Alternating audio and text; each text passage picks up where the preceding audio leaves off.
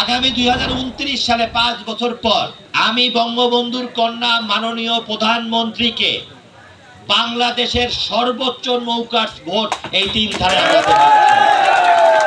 নির্বাচনে আমাকে জয়যুক্ত করতে ব্যক্তির বিপক্ষে, দলের বিপক্ষে না।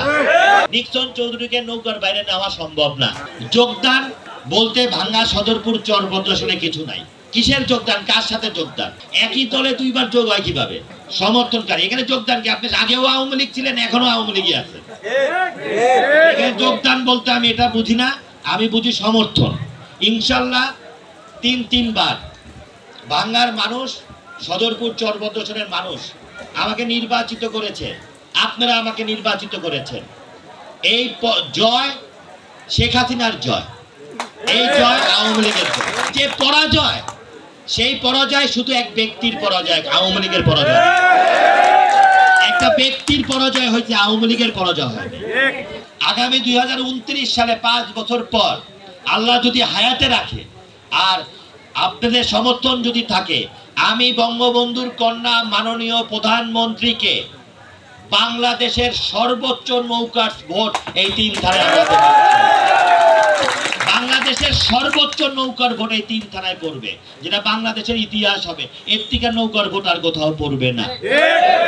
চরমুগডুবা যে ওয়াদা আমি করছিলাম ব্রিজটা পল্লীপাড়ে যাওয়ার সময়, সেই ব্রিজের কাজ মনে হয় সমাপ্তর দিকে। আশা করি আগামী বছরের প্রথম দিকে আপনাদের এই কাউলিপাই চরমুগডুবা দিয়া পল্লীপাড়া পর্যন্ত আপনারা পাকা রাস্তায় যেতে পারবেন।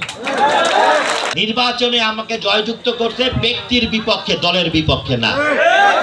তাই যে চাচা হারায় গেছেন তাকে নিয়ে নাম নিয়ে আর আমাদের বক্তব্য দেওয়ার কোনো প্রয়োজন নাই। এই বঙ্গে, দক্ষিণবঙ্গের গেটওয়ে হলো আমার ভাঙ্গা। দক্ষিণবঙ্গের 48টা উপজেলার নাভি ভাঙ্গা। এই ভাঙ্গা থেকেই কিন্তু আন্দোলন সংগ্রাম সব তৈরি হবে। এখানেই যদি শেখ হাসিনার ঘাঁটি থাকে, ইনশাল্লাহ বাংলাদেশে কোনো শক্তি শেখ হাসিনা কোনো কিছু করতে পারবে। এই নৌকাকে রক্ত কাটা 2 ভাগ করা যায় না। নিক্সন চৌধুরীকে নৌকার বাইরে নেওয়া সম্ভব না। মাননীয় প্রধানমন্ত্রীর বিরুদ্ধে কেউ ষড়যন্ত্র করে টিকতে পারবে না। সবাই ভালো থাকবেন, সুস্থ থাকবেন। আর অনেক বেলা হয়ে গেছে, আমারও খিদা লাগছে। সবাই ভালো থাকবেন, সুস্থ থাকবেন। এই উন্নয়ন শেখ হাসিনার উন্নয়ন। আজকে আমাদের নির্বাচন করছি আমার চাচার সাথে, কিন্তু চাচা মানুষে জাতিছে মুখটা বের করতে পারে না। কেন বের করতে পারে না? এই যে আমি যে এসে গেলাম, জঙ্গলকান্দা গেলাম, প্লাস বাগেরহাটখোলা গেলাম, ওইখানে রোডঘাট ফিটফাট কেন বললাম? যে মালিকগ্রাম থেকে যে রোডটা গেছে এদিকে চন্দ্রপাড়া, ওদিকে গেছে হলো নতুন বাজার, এই রোডটুকি আছে। আর গ্রামের ভিতরে এই অসহায় যত বাড়িওয়ালা আছে, যারা আছে একটা বাজার করিয়া, তারা কিন্তু মানে রিস্কা নিয়ে পর্যন্ত যাইতে পারে না। রোডের এই অবস্থা।